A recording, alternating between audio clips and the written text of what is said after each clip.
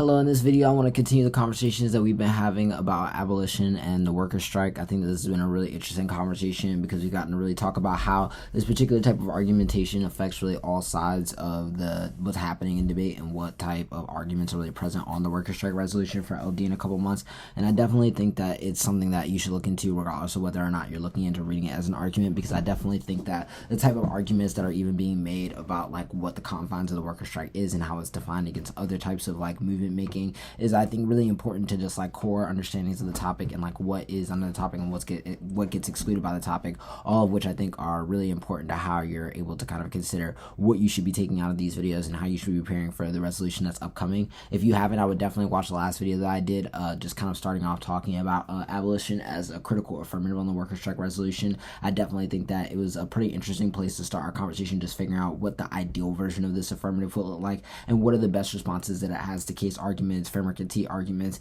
because I definitely think just understanding your core angle against a bunch of those things is really important to understand like what the most ideal like kind of like functioning of this affirmative looks like. And it's definitely something I want to take as part of the notes that we use to kind of like guide this video, and so hopefully it can be really helpful in order to kind of like make sure that these things are connecting and making sure that they're kind of like giving you a full idea of what you should expect when you're reading an affirmative like this or when you're trying to answer it. And so in this video I kind of want to continue that by talking a little bit more about the criticism, the counterplan, and dissent debating when reading this affirmative, because I definitely think all of them are viable things that could be read and are definitely things that you want to be prepared against when you're reading something like this. I think that if we just want to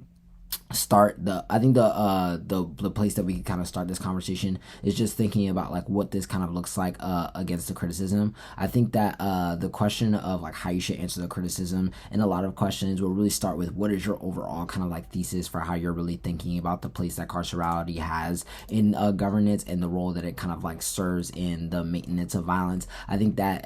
it's really a question of how you can kind of pick your theory for what is able to justify abolition, whether that be racial capitalism, whether that be an argument about pessimism. I really think there are a lot of theoretical angles that you use to back abolition as an idea, but I think that being able to like pinpoint one and have like a really strong idea of why you're kind of using this thesis as a reason for the justification for abolition and the way that it touches other theories of power is incredibly important for how you're dealing with criticisms, because I think that the critical debate kind of comes down to a combination of two things. The first being like what is your ability to like when your thesis is able to encapsulate, understand how the prison comes about and the way that it affects various types of groups, even those that aren't like directly thought of as being within like the prison pipeline. For instance, like how does the prison affect everyone and create violence? And then another question is how do you then frame the debate in terms of trying to make it so that you can get like the material advantages of being able to weigh the consequences of abolition, because I definitely think the more example based that you can get when it comes down to your method and kind of using some of the stuff that we talked about from the last video when we were kind of discussing like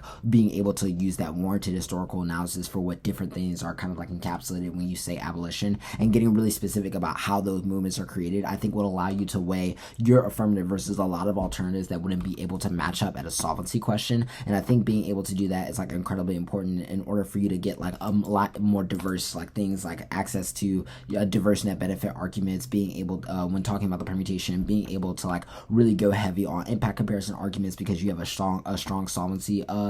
argument about the way in which like the kind of like perpetuation of violence under the prison system could make it impossible for us to think about like how we're able to access other alternatives. And so you definitely can access like really good prerequisite arguments, but I think all of it really relies on you being able to win this kind of like really well warranted analysis on how your method is able to get to those questions, and then being able to win that like the debate space is an important one to really have discussions about the like weight of the materiality from like when we're kind of discussing like what these methodologies really look like. I then think that when you're kind of like transitioning this into the question of like how you should kind of be answering things like counterplans and disads, I think that the most important thing is that I think a lot of counterplans on this resolution will probably just read the resolution back to you and try to win that being able to recognize the workers' strike is like key to like international kind of democratic modeling advantages, but also why it's like critically important to kind of like the destruction of capitalism and is a better starting point for how we think about the relationship between radical resistance and politics in the affirmative. And so there's kind of like this dual debate happening happening between like maybe some of these large scale impacts, but also this kind of reformism debate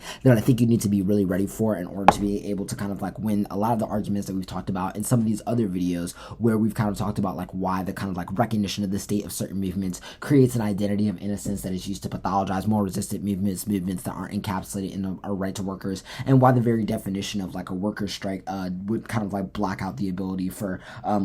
prisoners to basically to be counted under like various types of labor acts and laws that include and define workers and employees. And so I think that being able to kind of like hinge on these is like key questions for why the counterplan can't solve the AF gives you a lot more like foundational work off of in terms of trying to win that the way that you're kind of like articulating violence in the context of your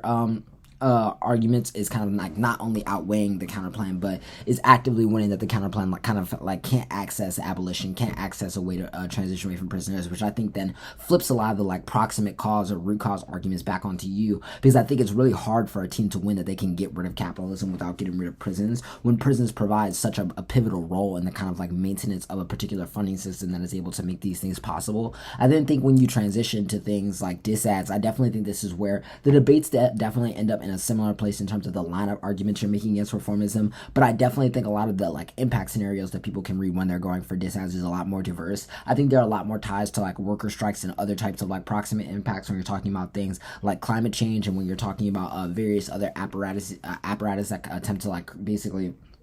harness violence through like worsening workers' conditions by making workers work in dangerous conditions. All those things kind of like forward the exact framings that like make the worst forms of capitalism come true. And so I feel like there are definitely a lot of different impact modules that people can read about why at both an international level and a domestic level it's kind of important to have the recognition of the worker strike in order to make it possible to change or at least make radical alterations to the way in which we're relating to capital now in order to kind of like save the world from all of these like kind of pressing dangers. And I think a lot of your responses to those types of disads need to be about why they kind of lock in the same type of futurisms that we've been talking about throughout the rest of these videos, that attempt to basically weigh these types of like mechanisms that exist still in the world of the disad because of the way in which the prison still exists, but use them as a kind of like moral high ground to push like radical resistance behind and to make it like this secondary concern. And I think the kind of epistemological refusal of that is like really, really important for how you're able to kind of like move forward and like make an argument about why those disads can't really compete with the affirmative at the level of like importance or at the level of solvency. Hopefully this video is really helpful for you, and hopefully you'll keep tuning in the videos that I'll be doing on abolition and the worker strike. And yeah, thanks always.